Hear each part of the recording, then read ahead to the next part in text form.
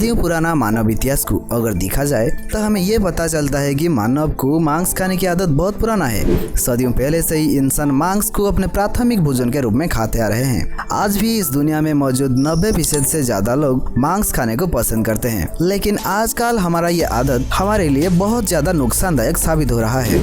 करोड़ों जीव और पक्षियों को मांस के लिए हाइब्रिड या फिर कृत्रिम तरीके से फार्म में ग्रो किया जा रहा है, जिसका मांस खाने से इंसान के शरीर को काफी ज्यादा नुकसान पहुंचता है और साथ ही साथ इससे एनवायरनमेंट के ऊपर पड़ने वाले असर भी दिन ब दिन बढ़ता जा रहा है। आखिर लैब ग्रोन मीट क्या है? मांस जिसको सिर्फ और सिर्फ प्राकृतिक तरीके से ही हम पाते आ रहे थे, उसको कृत्रिम तरीके से कैसे बनाया जाता है, चलिए पता करते हैं। दोस्तों, ऐसे ही इंटरेस्टिंग टॉपिक के ऊपर वीडियो देखने के लिए डीफैक्ट्स हिंदी को अभी सब्सक्राइब कर दीजिए। हेलो दोस्तों, आप देख रहे हैं डीफैक्ट्स हिंदी और लैब ग्रोन मीट की इस एपिसोड में आप सभी का स्वागत है।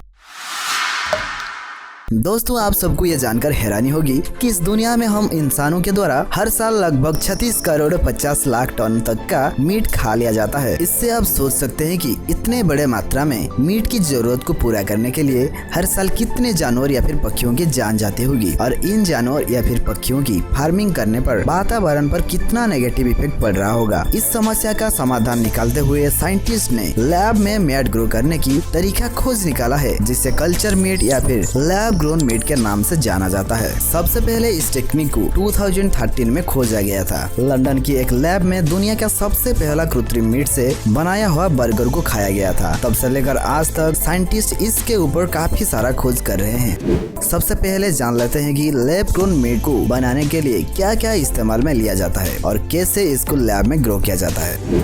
असल में ये पूरा प्रोसेस स्टेम सेल के द्वारा किया जाता है। ये एक ऐसा स्पेशल सेल है जो कि बॉडी में पाए जाने वाला किसी भी सेल में बदल जा सकता है, जैसे कि बोन सेल, मसल सेल या फिर ब्लड सेल। इस प्रोसेस में साइंटिस्ट को सबसे पहले स्टेम सेल की जरूरत होती है, जो कि किसी भी प्राणी के बॉडी से डायरेक्ट मिल जा सकता है। फॉर एग्जांपल, अगर चिकन की मीट बनाना हो तो चिकन के शरीर से एक टिश्यू का एक सैंपल ले लेते हैं। इसमें जानवर को किसी भी प्रकार का दर्द नहीं होता है। इसके बाद इस टिश्यू से मौजूद स्टेम सेल को बाकी सेल से अलग कर लिया जाता है। उसके बाद अलग किए हुए स्टेम सेल को nutrient, amino acid, growth hormone और फाइटल बोवाइन सीरम यानी FVS ये सब पदार्थ के मिक्सचर को एक साथ एक बायो रिएक्टर में डाल दिया जाता है। इस सभी प्रोसेस से गुजरने के बाद स्टेम सेल अपना खुद का कॉपी बनाना शुरू कर देता है। फिर कुछ समय के बाद वो एक अकेला स्टेम सेल करोड़ों सेल में बदल जाता है। इसके बाद साइंटिस्ट इस स्टेम सेल को अलग अलग ग्रोथ हार्मोन के मदद से इम्यून सेल, मसल सेल और फैट सेल जैसे अलग अलग सेल में बदल लेते हैं। इस प्रकार एक अकेला स्टेम सेल प्रोसेस होकर एक खाने लायक मीट में बदल जा सकता है। इस मीट को बहुत सारे नाम से जाना जाता है। कुछ साइंटिस्ट ने इसको क्लीन मीट कहते हैं, क्योंकि इस मीट के लिए किसी भी प्राणी को नहीं मारा जाता। इसके अलावा इस मीट को बहुत सारे नाम जैसे कि cultivated meat, green meat, veg meat, healthy meat और इनविट्रो मीट जैसे नामों से जाना जाता है। सिंगापुर इस मीट को परमिशन देने वाला दुनिया का सबसे पहला देश बन चुका है। यूएस की कंपनी जिसका नाम है ईट जस्ट, जिसको सिंगापुर की गवर्नमेंट के द्वारा लैब ग्रोन मीट को होटल में बेचने के लिए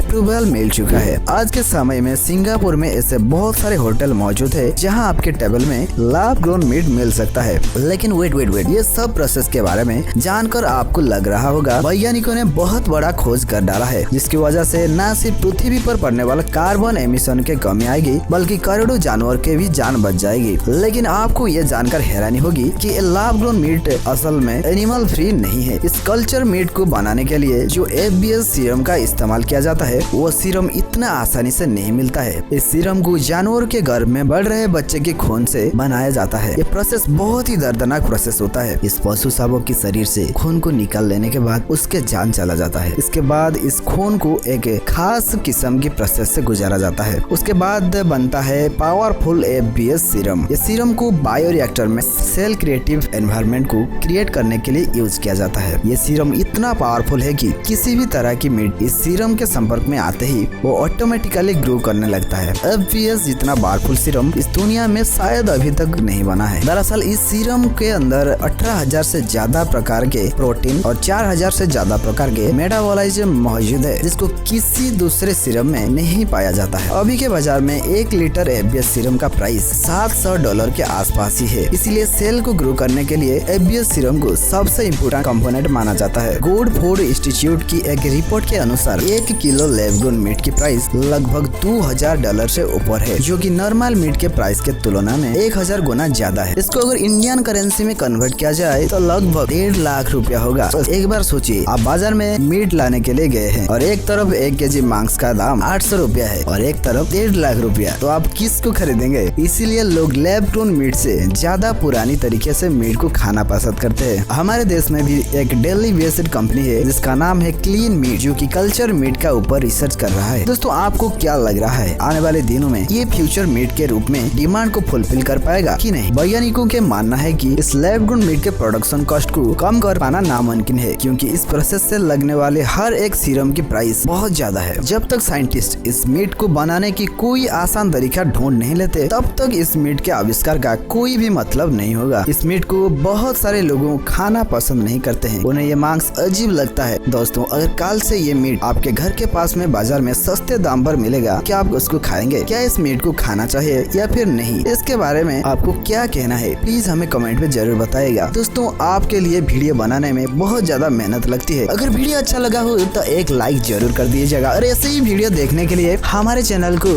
आज से सब्सक्राइब करके रखिएगा।